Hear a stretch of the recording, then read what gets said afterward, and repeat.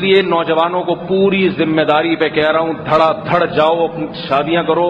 مجھے پتا ہے بہت سے لوگوں کو یہاں غصہ آ رہا ہوگا کہ ہماری اولادوں کو بگاڑ رہا ہے، آنے دے غصہ، میں پرواہ نہیں کرتا، کیونکہ خدا کی قسم میرا دل چاہتا ہے میں کشکول لے کے کھڑا ہوں آپ کے سامنے، روؤں آپ کے سامنے، ہاتھ جوڑوں۔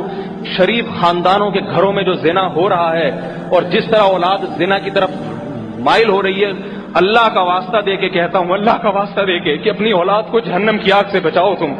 یہ زانی بن رہی ہے، شرابی بن رہی ہے یہ اولادیں، یہ تبلیغ میں 4 مہینے لگا لے گی پھر بھی زنا کرے گی، یہ تبلیغ میں سال لگا کے آئیں گے پھر بھی زنا کریں گے۔ اللہ نے زنا سے بچنے کے لیے تبلیغ کا راستہ نہیں دیا، شادی کا راستہ دیا ہے۔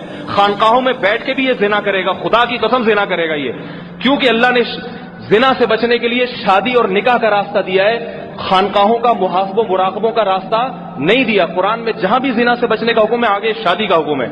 اس لیے میں کہہ رہا ہوں نوجوانوں سے جو کما رہے ہیں، جو بیوی کو رکھ سکتے ہیں اپنے خرچے پہ، ماں باپ کو اطلاع دیں، ان کو اعتماد میں لے کے کریں، ثواب ملے گا۔ اگر ماں باپ روکتے ہیں، ماں باپ کی ایک نہ سنیں اس میں، نکاح کرو، خدا تمہارا ساتھ دے گا۔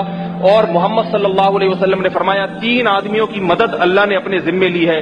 ایک شادی کرنے والا جس کا مقصد یہ ہو کہ میں اپنے آپ کو گناہ سے بچاؤں گا، اس لیے شادی کر رہا ہے کسی لڑکی سے کہ بھئی اس کو وہ چاہ رہا ہے کہ میں گناہ نہ کروں۔ آپ نے فرمایا، نبی نے، اللہ اس کی مدد کرے گا، اللہ اس کو تھپکی دے گا، تو صحیح کام کر رہا ہے۔ تو بھائی جس کی اللہ مدد کر رہا ہے اور اللہ جس کو تھپکیاں دے رہا ہے، میں اس کی حوصلہ افزائی کیوں نہ کروں؟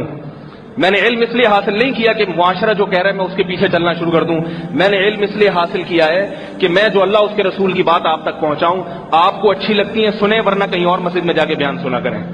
بات آ رہی ہے سمجھ میں؟ یہاں ضروری نہیں ہے آپ کے لیے بیان سننا، جو آپ کے مطلب کی باتیں آپ کے سامنے کیا کرے، آپ اس کی باتیں جا کے سنا کریں، وہ آپ کو اچھی لگیں گی۔ ہمارے پاس آنا ہے تو ہم وہ باتیں کریں گے جو ہماری سمجھ میں آ رہی ہیں۔